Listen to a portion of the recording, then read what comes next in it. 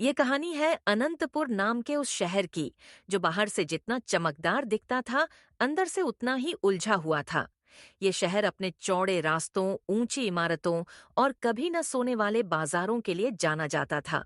सुबह होते ही यहाँ की सड़कों पर शोर शुरू हो जाता और रात गहराने तक यह शोर थमता नहीं था। लोग कहते थे कि अगर किसी को असली भीड़, असली भूख और असली लालच देखना हो, तो उसे अनंतपुर के पुराने बाजार में एक दिन जरूर बिताना चाहिए। इसी शहर के बीचों बीच एक पुराना बाजार था। यह बाजार सिर्फ खरीद फरोख्त की जगह नहीं था, बल्कि लोगों की आदतों, सोच और नियत का आईना था। यहाँ सब कुछ मिलता था: कपड़े, जूते, सब्जियां, मिठाइयाँ और सबसे ज्यादा तरह तरह का खाना। दिन के किसी भी समय वहां खाने की खुशबू हवा में तैरती रहती थी। तेल में तली चीजों की महक, मसालों की गर्माहट और भूखे पेटों की बेचैनी, सब कुछ एक साथ महसूस होता था। इसी बाजार की एक मुख्य सड़क पर आमने सामने दो बिरयानी वाले थे। देखने में दोनों की दूरी ज्यादा नहीं थी, लेकिन सोच और रास्तों में जमीन आसमान का फर्क था। एक तरफ थी एक बड़ी चमचमाती दुकान, जिसके ऊपर चमकता हुआ बोर्ड लगा था: नवाब खान की शाही बिरयानी। दुकान के बाहर रंगीन लाइटें लगी रहती थीं, अंदर बड़ी बड़ी कड़ाहियां उठी और हर वक्त ग्राहकों की लाइन लगी रहती थी। भाई, खुशबू तो गजब की है। दूसरी तरफ ठीक उसके सामने एक छोटा सा ठेला था: रमेश की सादी बिरयानी। भैया, ताज़ी बनी है, आराम से खाइए। न कोई बड़ी लाइट, न कोई चमकदार बोर्ड, बस एक पुराना ठेला, एक ढका हुआ पतीला और एक आदमी जो रोज सुबह उसी जगह आकर अपना काम शुरू करता था। नवाब खान की दुकान अमीरी और दिखावे की पहचान थी। वहां महंगे दाम थे, बड़े बर्तन थे और सबसे जरूरी, तेज खुशबू थी। ऐसी खुशबू जो दूर से ही लोगों को अपनी ओर खींच लेती थी। बहुत से लोग बिना सोचे समझे उसी खुशबू के पीछे चले आते थे। उन्हें यह जानने की फुर्सत नहीं होती थी कि खाना कैसा है, बस इतना काफी होता था कि महक शानदार है। रमेश का ठेला इसके बिल्कुल उलट था। उसकी बिरयानी में कोई बनावटी महक नहीं होती थी। वह शुद्ध मसालों से, अच्छे चावलों से और पूरी मेहनत से खाना बनाता था। उसकी बिरयानी की खुशबू हल्की और सच्ची होती थी, जो सिर्फ पास जाकर ही महसूस की जा सकती थी। लेकिन इस भीड़ और दिखावे के दौर में हल्की और सच्ची चीजों पर कम ही ध्यान दिया जाता है। हर दिन दोपहर के समय, जब बाजार अपनी पूरी रफ्तार में होता, नवाब खान अपनी दुकान के अंदर आराम से बैठा रहता।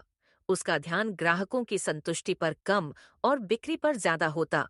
उसके लिए बिरयानी सिर्फ एक चीज थी: कमाई का साधन। वह जानता था कि लोग स्वाद से पहले खुशबू पर भरोसा करते हैं, और इसी कमजोरी का वह फायदा उठाता था।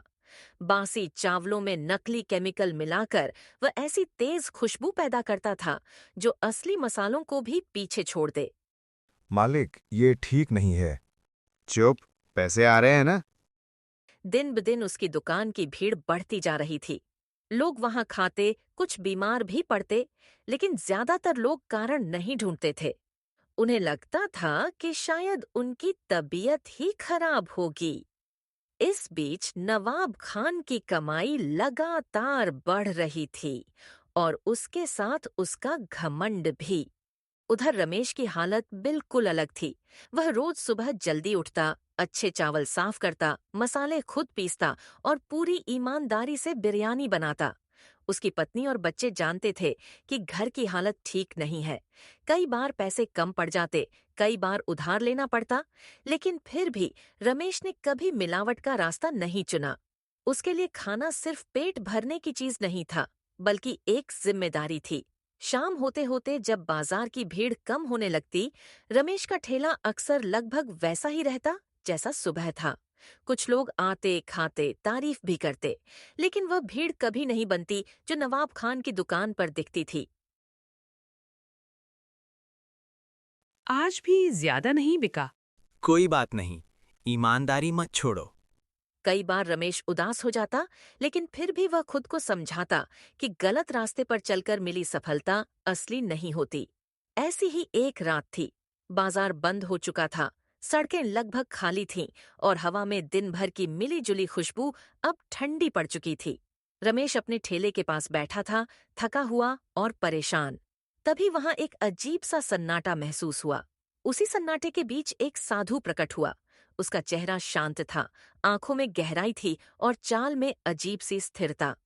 साधु ने रमेश को ध्यान से देखा। उसे कोई सवाल पूछने की जरूरत नहीं पड़ी, जैसे वह सब कुछ पहले से जानता हो। उसने रमेश की मेहनत, उसकी ईमानदारी और उसके संघर्ष को पहचान लिया। बेटा, थक गए हो? साधु ने अपनी झोली से एक छोटी सी बोतल निकाली। बोतल साधारण थी, लेकिन उसमें भरा पानी हल्का सा चमकता हुआ प्रतीत हो रहा था। साधु ने रमेश को वह बोतल दी। उसने बताया कि यह जादुई पानी है, जिसकी सिर्फ एक बूंद भी खाने के स्वाद को 100 गुना बढ़ा सकती है। लेकिन साथ ही उसने एक चेतावनी भी दी। यह जादू सिर्फ साफ नियत के साथ काम करेगा।